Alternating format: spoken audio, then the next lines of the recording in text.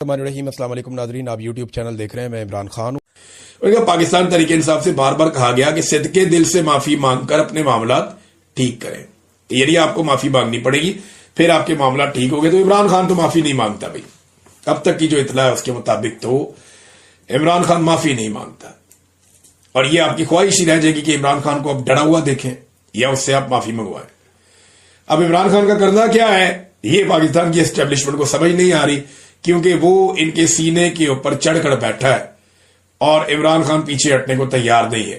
بڑے لوگوں نے سمجھایا، بڑے لوگوں نے منت ترلا کیا، بڑے لوگوں نے عمران خان صاحب کے لیے کالم لکھے، پروگرامز کیے، جا کر ملتے رہے کہ اللہ دا واسطہ ہے انی معافی مانگ لو، چلو انی گل کر لو۔ عمران خان نے ایک قدم پیچھے ہٹنے سے انکار کیا۔ تو یہ ہے جناب اب تک صورتحال۔ رانا ثناء اللہ صاحب نے بھی اسی خبر کی تصدیق کر دی ہے۔ عمران خان صاحب جو ہے وہ ایک بہت بڑا مسئلہ بنے ہوئے ہیں پاکستان کی اسٹیبلشمنٹ اور حکومت کے لیے۔ یہ کہیں بھی ہو، کوئی بھی مسئلہ ہو، یہ عمران خان کو نہیں بھولتے۔ سیلاب آ جائے، سیلاب زدگان میں جائیں، ان کو عمران خان یاد آتا ہے۔ انٹرنیشنل فورم پہ جائیں، عمران خان یاد آتا ہے۔ لوکل فورم پہ آئے، عمران خان یاد آتا ہے۔ ہر جگہ پہ یہ عمران خان کے بغیر کچھ نہیں کر سکتے۔ وجہ یہ ہے کہ عمران خان نے پاکستان کی ملٹری اسٹیبلشمنٹ کو اور پاکستان کی حکومت کو ایک فوبیا میں مبتلا کر دیا ہے۔ ہر وقت ان کے دماغ میں یہ گھنٹی بجتی رہتی ہے کہ یہ بچ گیا تو ہمیں نہیں چھوڑے گا، یہ بچ گیا تو ہمیں نہیں چھوڑے گا، یہ بچ گیا تو ہمیں نہیں چھوڑے گا۔ ان کے دماغ میں یہ گھنٹی ہر وقت بجتی رہتی ہے اور وہ عمران خان سے خوف کھاتے رہتے ہیں۔ میں آپ کو یہ بات لکھ کے دینے کے لیے تیار ہوں، اور سمپل ہے یہ کہ پاکستان کی ملٹری اسٹیبلشمنٹ عمران خان کو کبھی نہیں چھوڑے گی جب تک کہ عمران خان کو چھڑوانے والے نہیں آئیں گے۔ چھڑوانے والے کون ہیں؟ پاکستان کے عوام۔ اندرونی دباؤ اور بیرونی دباؤ۔ جب اندرونی اور بیرونی دباؤ بڑھے گا تو عمران خان کو چھوڑنا پڑ گیا تو چھوڑنا پڑ گیا، ادروائز ڈیل کیے بغیر یہ پاکستان کی ملٹری اسٹیبلشمنٹ عمران خان کو کبھی نہیں چھوڑے گی۔ اور عمران خان سے پریشان یہ اتنے زیادہ ہیں کہ اپنے منہ سے تو یہ کہتے ہیں کہ عمران خان پہ ہم نے کراس لگا دیا، یہ ملٹری اسٹیبلشمنٹ کہتی ہے۔ ہر جگہ پہ نجی محفلوں میں ان کے ایجنسیوں کے لوگ کہتے ہیں جی عمران خان پہ کراس لگ گیا۔ میرے سامنے بھی 10 دفعہ یہ بات کی جب میں ان کی حراست میں تھا۔ مریم نواز کے منہ سے کہلواتے ہیں قصہ پارینہ بن گیا، لیکن آپ یہ دیکھیں ایسا قصہ پارینہ ہے کہ جب بھی مریم نواز کوئی بات کرتی ہے اپنے کسی معاملے پہ تو کبھی وہ بات پاپولر نہیں ہوتی، لیکن جیسے ہی وہ عمران خان کے بارے میں کوئی بات کرتی ہے وہ پاپولر ہو جاتی ہے۔ آج بھی اس کا طوطی بولتا ہے۔ ایسا وہ قصہ پارینہ بنا ہے کہ اس کا جو ٹویٹر اکاؤنٹ ہے وہ ان سے ابھی تک مینج نہیں ہو رہا، اور یہ اس سے ڈرتے ہیں۔ اب ایک کیس کر دیا ہائی کورٹ میں عمران خان کے ایکس اکاؤنٹ کو بند کروانے کے لیے۔ طریقہ کار یہ کیا اڈاپٹ کریں گے؟ طریقہ کار یہ کریں گے کہ یہ پہلے عدالت سے آرڈر لیں گے، پھر اس آرڈر کو لے کر جائیں گے ایکس کے پاس اور انہیں کہیں گے جناب کہ یہ عدالت کا آرڈر ہے، آپ اس اکاؤنٹ کو بند کر دیں۔ مجھے کچھ معلومات ملی ہیں انسائڈر کہ یہ پاکستان تحریک انصاف کے پاس معاملہ کون لے کر گیا، کس طرح لے کر گیا، پہلے کس کو استعمال کیا، بعد میں کس کو استعمال کیا۔ کچھ لوگ بلا وجہ بدنام ہو گئے، سب کا یہ قصور نہیں تھا، یہ معاملات ضرور ہوئے، لیکن الٹیمیٹلی پاکستان تحریک انصاف نے بھی پھر اس کو چاہے دوسرے نام کے ساتھ لیکن اس کاز کو سپورٹ کیا۔ تو کیونکہ پاکستان جیت گیا ہے اسٹیبلشمنٹ سے، لہذا بجائے کہ آپس میں لڑنے کے اس کو سیلیبریٹ کرنا چاہیے اور لوگوں کو مارجن دینا چاہیے میرے خیال میں۔ ہاں لیکن جو لوگ آپ کو بہت وضاحت کے ساتھ نظر آ جائیں کہ بہت ہی 2 نمبری کر رہے ہیں تو پھر آپ جانے اور وہ لوگ جانے، اور بیڑے ہی گرک ہو گیا پکڑ کے۔ یہ اسٹیبلشمنٹ کی طاقت اور حیثیت رہ گئی ہے آزاد کشمیر میں۔ ویسے یہ پاکستان میں بھی کر کے دیکھ لیں، پاکستان میں بھی ان کی حیثیت اس سے مختلف نہیں ہے۔ ایک دن کے لیے عمران خان کو چھوڑیں اور اسے بولیں ایک جلسہ کرے، اس کے بعد شہباز شریف، زرداری، مولانا فضل الرحمان، MQM، ANP اور آصف منیر صاحب اور جتنے بھی طاقتور لوگ ہیں سب کو اکٹھا کریں اور انہیں کہیں مل کر ایک جلسہ کرو۔ عمران خان کو 1 دن کا نوٹس دیں اور آپ لوگ 1 مہینے کے نوٹس پہ جلسہ کریں۔ اگر عمران خان چیخے نہ نکلوا دے اور ریکارڈ نہ توڑ دے تو میں یہ کام کرنا ہی چھوڑ دوں گا، گارنٹی دے رہا ہوں۔ میں یہ ویلاگ کرنا ہی چھوڑ دوں گا، میں اس کے بعد کبھی بات ہی نہیں کروں گا، جو اتنا بڑا چیلنج کر رہا ہوں۔ آصف منیر صاحب سب سے طاقتور آدمی ہے، زرداری صاحب، شہباز شریف صاحب، نواز شریف صاحب، مریم نواز، فضل الرحمان، مصطفیٰ کمال، MQM، ANP، ایمل ولی خان، یہ بلوچستان کا وزیر اعلیٰ، سندھ کا وزیر اعلیٰ، یہ پنجاب کی وزیر اعلیٰ، جو ان کے بعد آزاد کشمیر کے اندر اپنا وزیر اعظم ہے، وہ سارے، یا گلگت بلتستان، سارے اکٹھے کر لو، سارے اکٹھے کر لیں، 1 مہینے کا ٹائم لے لیں، 1 مہینے کے بعد سارے رل کے جلسہ کر لیں۔ F8 مرکز اسلام آباد میں سارے مل کے کر دیں, یا اس سے بھی کوئی بڑی جگہ رکھنی ہے بارڈر پہ کر دیں, آپ جلسہ کر لیں اور جلسے کے ویژول بنا لیں اور بین الاقوامی مبصرین بلا لیں. اس کے بعد آپ صرف 24 گھنٹے کا نوٹس دیں اور اسی جگہ پہ عمران خان کو آنے دیں کہ عمران خان صاحب کو 24 گھنٹے کے لیے ہم چھوڑ رہے ہیں, 2 گھنٹے کے لیے باہر آئیں گے, وہ 24 گھنٹے بعد ان کا جلسہ ہوگا فلاں جگہ پہ. آپ دیکھیے گا کہ اگر لوگ 4 گنا 5 گنا 10 گنا بھی عمران خان کہیں گے نا تو وہاں پہنچ جائیں گے. اتنی دنیا پہنچ جائے گی کہ آپ تاریخ بھول جائیں گے. یہ میں آپ کو کہہ رہا ہوں نا, یہ ہونا ہے, اور میں چیلنج دے کے کہہ رہا ہوں, کر کے دیکھ لیں. لیکن کسی میں حوصلہ ہوتا تو آج عمران خان باہر ہوتا. عمران خان سے سارے ڈرے ہوئے ہیں کہ جب نواز شریف صاحب تقریر کر رہے ہوتے ہیں, آج کل کی بات کر رہا ہوں, پہلے لوگ بڑے غور سے سنتے تھے, بہت بڑے لیڈر تھے نواز شریف صاحب, اللہ تعالیٰ ان کو صحت دے, وہ جنیوا کے ایک ہسپتال میں بھی داخل ہیں. مذاکرات تو عمران خان صاحب کہتے ہیں کرنے چاہیے, بڑی اچھی بات ہے, لیکن حکومت یہ بتائے کہ اس کے بعد اختیارات ہیں, کیا وہ عمران خان صاحب کی ملاقات بھی کروا سکتے ہیں مذاکراتی ٹیم سے؟ تو وہ نہیں کروا سکتے, ان کے پاس تو اختیارات ہی نہیں ہے. جب ان کے پاس اختیارات نہیں ہے تو مذاکرات کیا کروائیں گے؟ اسی لیے عمران خان صاحب کہتے ہیں جن کے پاس اختیار ہے مذاکرات ان سے کرو, بات ان سے کرو. جیسے ڈونلڈ ٹرمپ نے فیلڈ مارشل کو بلایا, ان سے بات کی, انہیں پتا تھا باقی سارے ہڑدلی ہیں, اس آدمی کے پاس اختیار ہے, اس کو بلا لو, بات کرتے ہیں اس سے. اسی طرح عمران خان بھی یہی کہتا ہے کہ بھئی جس آدمی کے پاس اختیار ہے, جس کے پاس سارا کنٹرول ہے, اس کو بلاؤ, بٹھاؤ, اس کے ساتھ بات کرو کہ بھئی کیا کرنا ہے, اب ملک کو کیسے آگے لے کر چلنا ہے. بیڑا غرق ہو گیا ہر چیز کا, اور بیڑا غرق کیسے ہوا ہے میں آپ کو بعد میں بتاتا ہوں. یہ لفظ آپ یاد رکھیے گا کہ بیڑا غرق ہو گیا, میں نے آپ سے کہا. آگے آپ یہ دیکھیں کہ تحریک انصاف تحریک چلانے کے لیے جو آپ کو گراؤنڈ پہ چیزیں چاہیے ہوتی ہیں وہ ساری مکمل ہے. اس وقت بدترین مہنگائی ہے, خوفناک بجٹ حکومت نے پیش کیا ہے IMF کا دیا ہوا, جس نے لوگوں کی کمر توڑ دی ہے. امیر آدمی کے لیے آسانیاں پیدا کی جا رہی ہیں, غریب آدمی جن کی تعداد بہت زیادہ ہے ان کے لیے مشکلات پیدا کی جا رہی ہیں. پاکستان تقریباً آدھے پاکستانی اس وقت غربت کی لکیر سے نیچے چلے گئے ہیں. کسان مکمل طور پہ تباہ ہو چکا ہے. نام میں جانتا ہوں, اور جہاں سے یہ لڑکے پکڑے گئے اور جس طرح انہوں نے گرفتاری دی اور جس نے اس گرفتاری میں کردار ادا کیا, اب آہستہ آہستہ کہانی کھل کر سامنے آ رہی ہے کیونکہ لوگ رابطے کرنا شروع ہو گئے ہیں. یہ جو لڑکے ہیں ان کے پہلے نام آپ سن لیں. ایک کا نام سکندر ہے, ایک کا نام حسن ہے, اور ایک کا نام رضا ڈار ہے. یہ 3 لوگوں کا نام تو میں نے آپ کو بتا دیا. رضا ڈار جو ہے یہ اسحاق ڈار کا نواسا اور علی ڈار کا بھانجا ہے, یعنی یہ نواز شریف فیملی کا رشتہ دار بھی ہے. اس کی فیملی کے ساتھ تصویریں بھی ہیں. وہ خواتین نے بتایا بھی ہے کہ یہ سابق وزیر اعظم کے ساتھ باقی لوگوں کے ساتھ ان کی کافی تصاویر ہیں, اور وہ تصاویر انہوں نے انہیں دکھا کر متاثر کر کے پاکستان میں بلایا تھا دیہڑی لگانے کے لیے کہ ان سے ہم پیسے نکلوائیں گے. اب ہوا یہ کہ یہ جو باقی لڑکے 3 گرفتار ہوئے ہیں رضا ڈار کے علاوہ, وہ جن لڑکوں کے ساتھ موجود تھے ان میں سے کچھ نے میرے ساتھ رابطہ کیا. اب وہ کچھ چیزیں انہوں نے مجھے بتائی ہیں جو بڑی انٹرسٹنگ ہیں. جو حقائق ہیں وہ اب میں آپ کے سامنے رکھتا ہوں. ایک تو یہ جو کہانی سنائی جا رہی ہے نا, کچھ ٹاؤٹس آ گئے ٹی وی پہ, جناب بڑا کمال, پنجاب پولیس نے یہ کر دیا, ان کے پاس ٹریک اینڈ ٹریس کا ایک سسٹم ہے, انہوں نے اس طرح کر کے کیا, اس طرح کر کے کیا.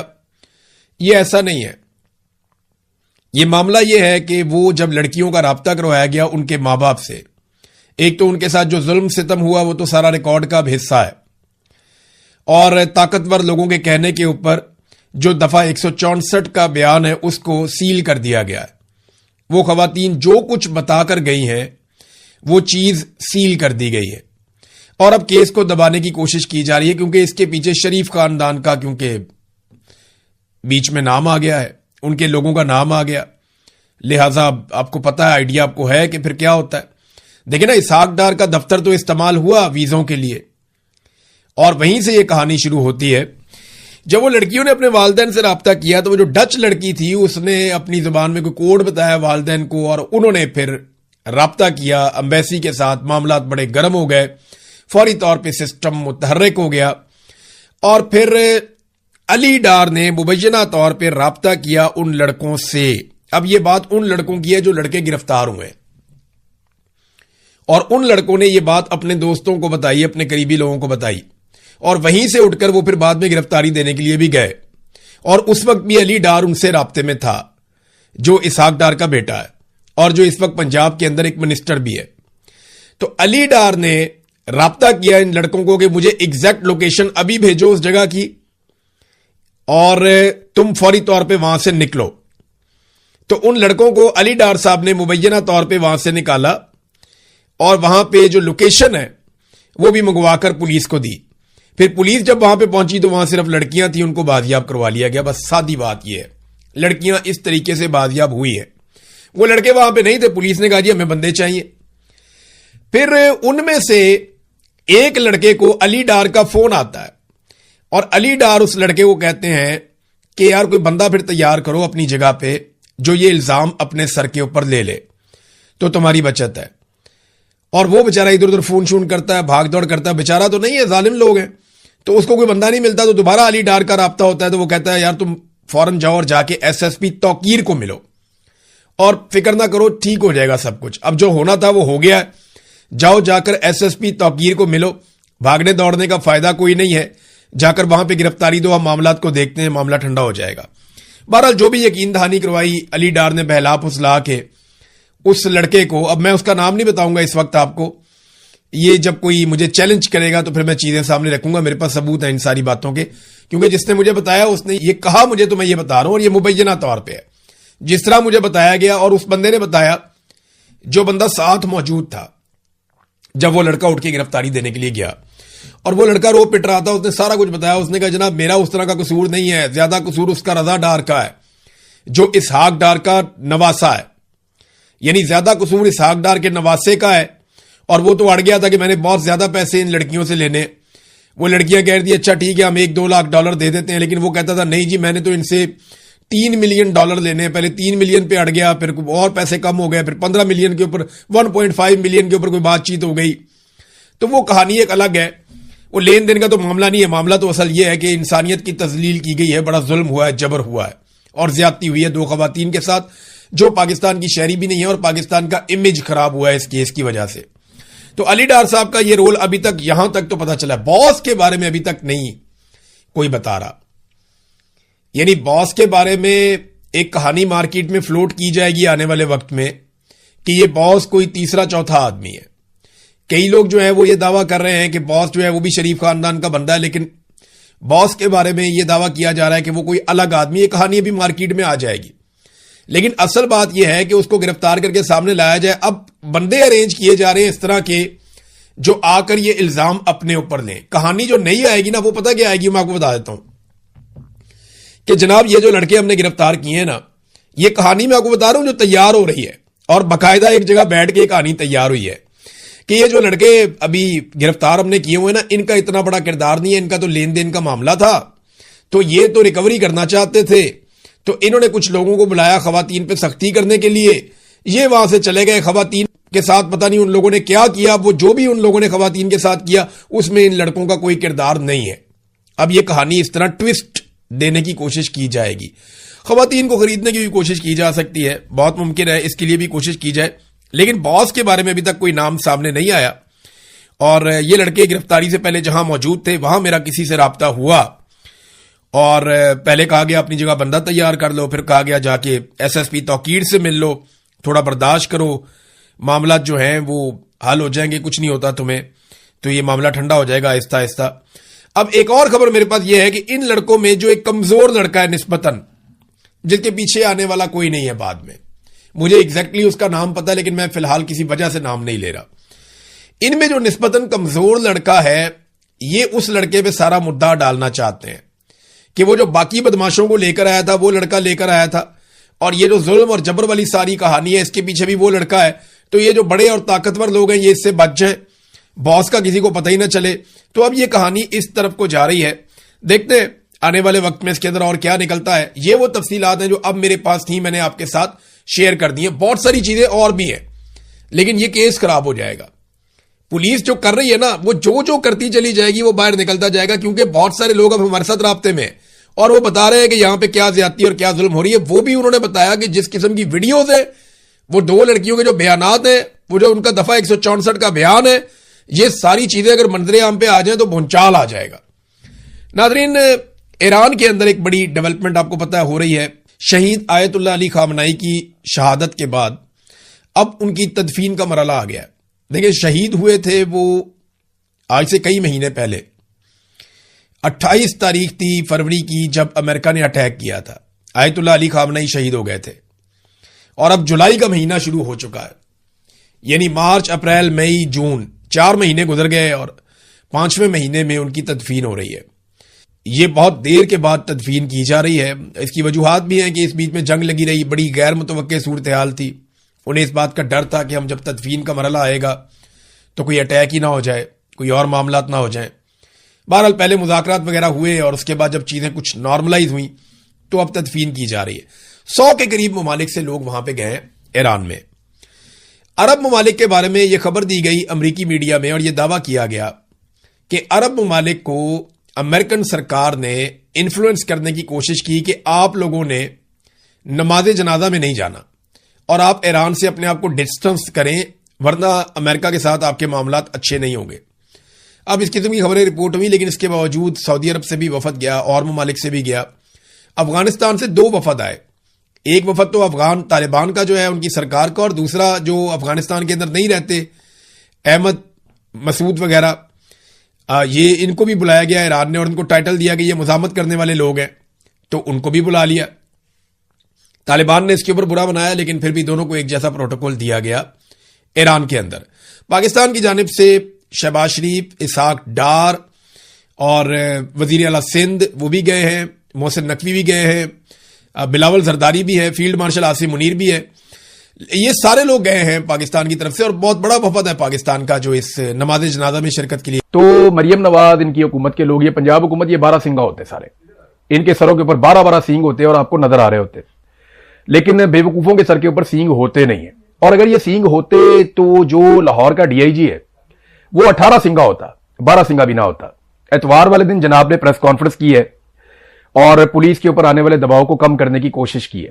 چند چیزیں میں آپ کو بتا دیتا ہوں کہ کس قسم کی گیم ڈالی جا رہی ہے اور کن چیزوں کی پلاننگ کی جا رہی ہے. پہلے یہ کیا کہہ رہے تھے, ذرا غور کیجئے گا. پہلے یہ کہہ رہے تھے کہ جناب ہمیں 15 پہ کال آئی, کارلوس نامی آدمی کی, لڑکیوں کے والد کی ہمیں کال آئی 15 پہ, اور اس کال کے آنے کے فوراً بعد ہم نے مریم نواز سے رابطہ کیا. آئی جی کو بتایا گیا, آئی جی نے مریم نواز سے رابطہ کیا, مریم نواز نے 2 گھنٹے کا ٹائم دیا. ہم نے فوری طور پہ لڑکیوں کو جا کے ٹریس کیا, ان کو وہاں سے بازیاب کروایا. بازیاب کروانے کا مطلب یہ ہے کہ جہاں پہ لڑکیوں کو رکھا ہوا ہے وہاں سے جا کر بازیاب کروا لیا. اور اس کے بعد ہم نے جو ملزمان ہیں ان کو ایک ایک کر کے ٹریک اینڈ ٹریس سسٹم کے ذریعے سے, سیف سٹی کے کیمرہ کے ذریعے سے, اور جو بھی ان کی کال ڈیٹا ریکارڈز اور موبائل فون کی لوکیشنز ان کے ذریعے سے ہم نے ٹریس کیا اور بڑی ایفیشنسی کے ساتھ ہم نے 2 گھنٹوں کے اندر گرفتاریاں بھی کر لی. 2 گھنٹے میں ہم نے بازیاب کروا لیا اور پھر ہم نے فوری طور پہ گرفتاریاں بھی کر لی. ایسی ایفیشنسی پنجاب پولیس نے اپنی خود ہی رپورٹ کر دی. اپنے منہ یہ میاں مٹھو بن گئے. اب حقیقت کیا ہے ذرا یہ میں آپ کے سامنے رکھ دیتا ہوں. دیکھیں اب ان کو کیا کہنا پڑ رہا ہے, جی لڑکیاں تو خود ہی بازیاب ہو گئی.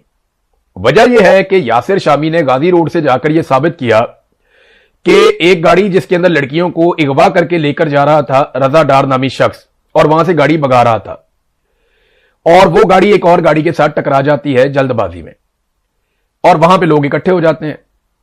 اس کا فائدہ اٹھا کر لڑکیاں گاڑی سے باہر چھلانگ مارتی ہیں اور شور مچانا شروع کر دیتی ہیں, زمین پہ لیٹ جاتی ہیں, رولا ڈال دیتی ہیں کہ ہمیں تو اغوا کیا گیا ہے, اور رضا ڈار وہاں سے بھاگ جاتا ہے, جس کو آپ کہتے ہیں hit and run case. Police کی زبان میں اس کو ہٹ اینڈ رن کیس کہتے ہیں. اس کا وہاں پہ ایک مقدمہ اور بھی درج ہونا چاہیے, اور اس شہری کی جانب سے درج ہونا چاہیے جو بیچارہ فلٹر ہاؤس پہ کھڑا اگلے کئی گھنٹے تک یہی دیکھتا رہا کہ یار میری گاڑی بھی مار کے چلے گئے, میرا نقصان بھی کر دیا, میری چھوٹی بچی بھی زخمی ہو گئی, اور وہ بھاگ بھی گیا بندہ, اور یہ لڑکیاں بھی یہاں پہ چھوڑ کے چلا گیا. تو وہاں پہ عوام اکٹھی ہو گئی.